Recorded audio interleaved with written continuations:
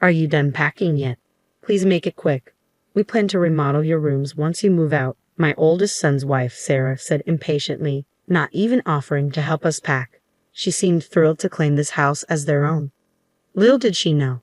Glancing at my husband, John silenced me with a look and turned a serene smile to Sarah. We're sorry for keeping you waiting. We'll leave by tomorrow, with the movers coming in. It'd be best if you two stayed in your rooms. We were leaving behind the furniture and appliances we shared with Sarah and David. Besides our stuff from the bedroom and wardrobe, we didn't have much left to pack. We'd probably take less than half an hour to move out. The following day, our farewell was surprisingly dry. Well, we're off. Take care, we said. No apologies, no words of gratitude. They didn't see us off either. Sarah and David simply glanced at us from their leisure in the living room. Since they were so indifferent, we didn't need to make a fuss about leaving. But as we got into the cab silently, I couldn't help but worry about our cat. We were leaving her with them. Could Sarah properly care for her? Would she raise her with affection? I dialed a number on my phone as our house receded from view through the cab's window. In hindsight, it might have been my sixth sense that ticked off then. I'm Patricia, 64. I've been married to John, who's a year older than me, for 35 years. We've never had a major fight, and I would say we're pretty close. John worked for a foreign company and was often busy, but he always spent his spare time with the family. With his recent retirement, I was excited to spend more time with him, but it seems like I was the only one happy about his retirement. Our eldest son's wife was upset about it, and it was apparent. David and Sarah had been living with us in our house for a year now since their marriage. Sarah, David's wife, was actually the one who suggested we live together. We have a subway station nearby, and with a well-developed public transportation system in our area, commuting to work and going for shopping is pretty easy, which is why Sarah loved our place. My husband John and I had initially been reluctant, considering they were newlyweds, but we eventually gave in, leading to our current situation. Not even in our wildest dreams did we think things would turn out this way. What on earth are you thinking? That was one day about 2 months after John retired from his company. Just as I had returned from shopping, I heard John's booming voice and froze in the living room. John was scolding our eldest son David, who was sitting on the couch. It was unusual to find John this angry, since he's usually calm and gentle. What's going on? With a heavy sigh, John turned to me. David was rummaging through my bag and stealing money from my wallet. What? Apparently, he lost big on a trifecta bet at the Kentucky Derby and is strapped for cash. With that, John snatched a few dollar bills and his wallet from David's hand. It was indeed John's wallet. I was sure of it because I had given it to him as a gift on our 20th wedding anniversary. The fact that David was holding the wallet and money was undeniable proof that what John said was true. David, didn't you quit wagering on horses? You lost big before and swore you'd never do it again. So why? Whether he heard me or not, David just continued to watch TV without responding. Ever since he was a child, he would often ignore us when we lectured him or talked about something that didn't interest him. There were times that he didn't remember the things I've told him verbally. This time was no different, and it seemed my pleas had no effect. However, even without an answer from David, I had a hunch about why he had started betting on horse racing again. Oh, it must be Sarah. David never cared about horse racing to begin with. He would never stoop so low as to take money from someone else's wallet, and he had never committed any crime like shoplifting. If I asked what caused such a drastic change in David, who was a hard-working office worker, I would answer without a doubt. It was meeting Sarah. Sarah is a bright and active woman. When we were first introduced to her, I hoped she would help bring David, who was introverted, out of his shell. But back then, I never knew about her hobby, that she was a huge fan of horse racing, and that her sense of spending is completely off-kilter. You heard your mother talking, so why don't you at least say something? Said my frustrated husband as he turned off the TV. At that, David finally opened his mouth. Shut up. I've paid you back, so stop nagging me. Besides, what's got you so worked up about a couple of $100 bills? What? I was actually surprised at how light your wallet was. You've really gone downhill, haven't you, Dad? Well, I'm retired, so what did you expect? How lame. With that, David left the living room. I almost tried to stop him, but my husband held me back. I'm at fault too for carelessly leaving my wallet around. Besides, repeatedly scolding him isn't going to help. But his attitude is far too unacceptable. This is too much. John has never been the kind of person to flaunt his role as the main breadwinner of the family. But it's a plain fact that it's thanks to him that we are able to maintain our lifestyle, and he provides for David and his wife as well. They're able to save on rent and living expenses as well, since they always come up with an excuse not to contribute to the household's expenses. So it's my husband who's been covering the majority of our expenses. And yet, instead of respecting John, David disparaged him. David's comments were unacceptable, but I was also enraged with his wife for introducing him to gambling. A few days later, still feeling uneasy, I decided to ask David's wife directly. It seems like David is struggling with money lately. Do you know anything about it? Oh, he apparently took a big hit at the Kentucky Derby. You knew about it? Yeah, after all, I was the one who suggested we go together, she admitted. Just as I thought, sure enough, David had been drawn back into horse racing by Sarah. Why would you do such a thing? David was trying to quit horse racing, I interjected. Is that so? I had no idea. Please, Sarah, I'm begging you not to invite David to the horse races anymore. If this keeps up, won't you be in trouble too? Well, we each have our own earnings and we're just doing what we like, so I have no problem with it, she replied nonchalantly. I was taken aback by her reply. Certainly, both David and Sarah, as a couple, were earning their own money and could spend it on whatever, as long as they had food, rent, and clothing covered. But you two are a married couple, right? You might even have kids in the future. For their sake as well. We've decided not to have children. We don't want to give up the things we love just to be tied down raising a kid, she revealed. I was shocked again by her response. There was too much information to process all at once, but in a way, it made sense. Having children would require them to have more savings by tens of thousands of dollars, which is probably why they could be so careless with money. But even without children, a married couple is still a married couple. But as a couple, you should support each other when in trouble, right? David is in trouble right now. Well, why don't you, Patricia, and the rest of the family help him out? You're his parents and well off, right? Oh, are you living off your pension now? But you had your retirement fund, didn't you? My husband worked for a foreign company, so we don't have a retirement fund. Really? That's a bummer, she remarked casually. I thought you had a nice retirement payout. We don't, so I need you and David as a couple to be more financially responsible.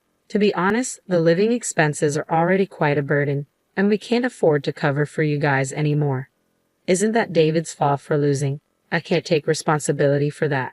But anyway, we can't right now. I was unable to secure a promise to support David and found myself ejected from David and Sarah's room. A week passed, and David's financial problems remained unsolved. Was he so desperate that he had to pilfer money from his parents' wallet? Should we help him before he resorts to illegal activity? I discussed it over and over with my husband John, but in the end, this was the result of us spoiling him in the past. John convinced me that we needed to be firm this time for his future's sake, and I had to agree. We were providing him breakfast and dinner, and he had a pass for commuting to work. The goal was simply to have him make it until his next paycheck, but then the situation took an unexpected turn. It happened on a weekend night as we finished our dinner and were relaxing in the living room as usual. Ding dong. Our doorbell rang, but we weren't expecting any visitors. So I approached the front door to see who was visiting us this late at night. I opened the door, wondering if I had a package scheduled for delivery, only to be taken aback. Standing there was Sarah, apparently unable to open the door as her hands were full with a cardboard box. What's going on? What's this box for? As I hurriedly took the box from her, a rustling sound echoed from within, causing me to let out a scream. In an instant, the box opened, and I found myself face to face with the animal inside. It was a cat. Isn't it cute? I found it abandoned on my way home, Sarah said with a proud grin. I was momentarily stunned, but I quickly remembered the gravity of the situation and yelled toward the living room, "John, go to her bedroom and shut the door immediately." I then closed the box and pushed it back toward Sarah. "I'm sorry, but we can't keep a cat in our house." "Ha, why is that?" Sarah looked confused. I explained to her that my husband, John, has a severe cat allergy. In addition to developing inflammation upon contact with cat saliva, he also suffers asthma-like symptoms when inhaling cat hair or dander. There was even a time in the past when he was rushed to the hospital because David had returned from a friend's house covered in fur. I thought I had already told Sarah about this when we started living together, but she seemed to have forgotten. So, what are you saying? Do you want me to take it back where I found it? In this cold weather, it'll die. Sarah's statement left me at a loss for words. I couldn't possibly tell her to return it to the freezing cold outside. However, I can't expose my husband to danger either. All right, you can keep it in your room for tonight, but just for tonight. Tomorrow, we'll contact an animal shelter and ask them to take it in. I thought that, at the very least, an animal shelter would provide temporary refuge for the cat. Sarah reluctantly nodded in agreement to my suggestion. I told my husband and son about it, and they agreed to let the cat stay in John and Sarah's room for the night. However, things didn't go as smoothly as expected the next morning. John and Sarah changed their minds and decided to keep the cat. Sarah, that's not what we agreed on. But I really want to keep it. It's so cute. Why can I keep it? Because your dad is allergic to cats. He'll be fine as long as he doesn't touch it. We'll take good care of it, please. You won't be home during work, right? Who will take care of it then? I can't, which is why I'm telling you that we can't keep it. How terrible. I didn't know that even you can be so inconsiderate, unable to even save a small and cute kitten. Animal shelters, they end up euthanizing them, you know? Handing it over to such a place just because it's inconvenient for you, turning a blind eye to the sacrifice. Do you know what they call people like you? A boomer. Why? You're just a nuisance. If you can't live with this kitten, then please leave this house immediately, Sarah snapped. I was about to snap back at her, but David chimed in. It's a good opportunity. Why don't you guys move into a retirement home? It might be comfortable. You're at that age, and we're not taking care of you guys. You guys aren't even bringing in any income anymore. I've had enough. Fine. Suddenly, my husband, who had been silently listening to our argument, interrupted me. Since last night's incident, he'd been wearing gloves and a mask and keeping a distance from David and his wife. I felt sorry for making him uncomfortable in his own home. The reason we can't keep the cat is my fault. I will take your advice and leave, John said. As David said, this might be a good opportunity to consider moving into a retirement home. Saying that, John looked at me. Understanding his intentions, I remained silent. David and his wife probably took this as us giving up on our house. They suddenly became more cocky. We'll take good care of this house, so don't worry. But keep the property under your name. The paperwork and payments are a pain. Moving into a retirement home can be quite expensive, you know. Please handle yourselves. Don't rely on us. We aren't helping, they said, seeming relieved, even joyful, at our compliance. This must be their true nature. Perhaps they picked up that kitten on purpose, hoping for this to happen. I realized that we had been manipulated by Sarah.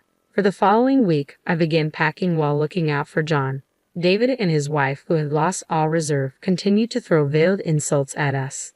But they probably realized that if John collapsed, our move out would only get delayed. So they did not let the cat out of their room. That was the only promise they kept. Are you done packing yet? Please make it quick. We plan to remodel your rooms once you move out, Sarah said impatiently, not even offering to help us pack. It seemed they couldn't wait to make this house their own. They really don't know anything, do they? I glanced at my husband, but he silently calmed me down and gave a gentle smile to Sarah. We're sorry for keeping you two waiting. We'll leave by tomorrow. The mover's coming in. It'd be best if you two stay in your rooms, he said. We were leaving the furniture and appliances that we shared with Sarah and David behind.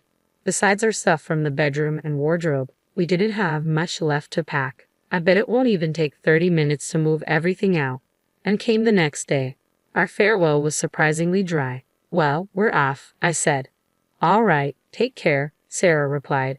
No apologies, no words of gratitude. And they didn't see us off either. Sarah and David simply glanced at us from their leisure in the living room. Since they were so indifferent, we didn't need to make a fuss about leaving. But as we got in a cab, silently, I couldn't help but worry about our cat. We were leaving her with them. Could Sarah properly care for her? Would she raise her with affection? As our house receded from view through the cab's window, I dialed the number on my phone. In hindsight, it might have been my sixth sense that ticked off then.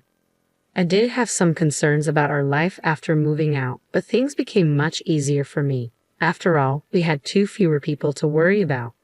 Everything from meals to making choices, I only had to put in half the effort I used to. No need for considerations or worries. I felt like I had regained the freedom I had before David got married. About a week into this new daily routine, I received a call from Sarah one evening. After getting my husband's approval, I answered the call. Suddenly, a frantic voice echoed from the other end of the line. Patricia, what's going on? Power and gas have been cut off.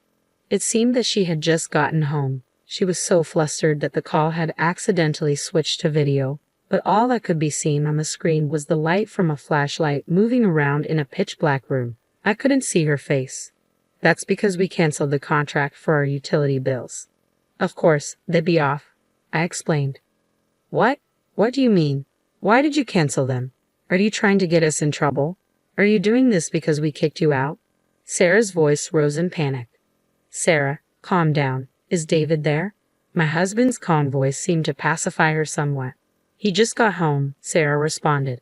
David seemed to be having a mild panic attack at the sight of their pitch-black house. We waited for them to calm down before my husband explained the truth. We've actually sold the house. The new owner has been decided, and the handover date is coming up soon. That's why we canceled our utilities contract. Sold? We weren't told about this. Were you going through the process without telling us? We live here. I couldn't help but interrupt Sarah, hearing her entitled claim. I had to tell David about the contract and the handover date, even the progress. However, judging by Sarah's reaction, it was clear that David had not passed the message on to her. Rather, he may not even remember what he was told, given his habit of not listening. Over the past few months, the house had been in chaos due to meetings with real estate agents and potential buyers. David and Sarah, who were hardly home during the day, must have been oblivious to all this. There were plenty of chances for them to notice what was going on, but they missed them all. They simply never cared about what went on in the house. And that's on them. So, I assumed you guys would move out soon after we did. Have you not moved out yet? I decided to ask, feigning ignorance. Immediately, a quarrel erupted on the other end of the line. Accusations were thrown around. It's your fault. I didn't know we'd been fooled, and the image of David and Sarah arguing in the dark was both surreal and amusing. However, once their argument ended, David and Sarah turned their frustration back on us. Even so, isn't it overbearing to proceed with this without a consensus? I don't remember agreeing to this, Sarah complained. Well, I did get a reply when I asked if it was okay to sell the house. You said, yeah, sure, I responded. Technically, all I received was an absent-minded response from David, who was watching TV at the time. Still, he agreed to it. It's his fault for not listening and giving careless responses when I told him, I added. David was momentarily speechless, but then he seemed to have a change of heart and shouted loudly, enough. I get it. So what are we supposed to do? What do you mean? Where are we supposed to live? Where do we go now? You've prepared a place for us, right? David's yelling took my husband aback. Why? My husband asked back, puzzled. Our son was taken aback by this answer. You kicked us out. Why do we have to find you a new place? I interjected. But we really didn't kick you out. You were planning to leave anyway, right? So it's not our fault at all. Besides, it was your decision to sell the house. It's your responsibility to secure housing for us since we are affected by this, I argued. Yeah, that's right. For a rental, you pay some amount for leaving, then you gotta pay us some money too. I know you made a lot from selling the house. Rental, huh? Before paying you any vacating fee, you should pay us the rent for the period you were living in that house, shouldn't you? Plus, we covered all your living expenses too. Let's have you pay all of that upfront, including rent and living expenses. It'll be about $7,000 for a year. You can pay it right now, can't you? David and his wife remained silent with a groan. Considering David's financial situation, we were well aware that they were tight on money. Realizing that we had the upper hand, David started apologizing to appease us. That's right, we should be the ones to pay first. But we don't have the money right now, so we can't. So, to make sure we can pay you back properly, why don't we live together again? He suggested. Yeah, that's right. Please tell us where you're moving to. We'll move in with you guys right away, Sarah chimed in. I sneered at them. No, we can't live with a cat. Wasn't that the reason you kicked us out? We'll get rid of the cat right away, they offered, their selfishness evident. Feeling deeply sorry for the cat at their excessively selfish words, I refused. No, we can't live with a cat. Wasn't that the reason you kicked us out? As expected for David and his wife, the cat was nothing more than a tool to kick us out of the house. As long as it benefits you, you're willing to put others' needs over your wants. Doesn't that make you a boomer? I retorted, throwing their own words back at them. Sarah started to cry, but we had no obligation to be swayed by their tears. Besides, the place we moved into is an apartment for the elderly, so young people like you can't live there. You're the ones who suggested it, remember? I reminded them. After talking over them, I hung up. All I could hear from the phone was David and Sarah crying. In the end, we never heard an apology from them. Soon after that, the young couple left the house. Apparently, they had no savings and they both declared bankruptcy. Now, they live in public housing. When we returned to the house once for cleaning before handing it over, we were able to hear about David and Sarah from our friendly neighbor's wife. According to her, they had quite a hard time packing in a house without electricity, and as expected, they left the cat behind when they moved. Fortunately, I had asked the neighbor's wife to take care of the cat in advance, and she agreed. I offered to help her find a new owner for the cat, but she grew attached and decided to keep it. What was surprising was that David and his wife didn't get divorced. Those two were probably meant for each other. They might be eyeing my husband's inheritance, but we picked a pretty nice apartment. By the time we pass away, there will be hardly anything left. Finally, we were able to start living our life together as a couple without any interruption. The senior housing where we moved in has excellent services, with a gym, karaoke, and a pool. We even get served freshly made meals 3 times a day. And above all, there are many couples our age in the building. We have made a lot of new friends here, and we plan to enjoy our retirement years together.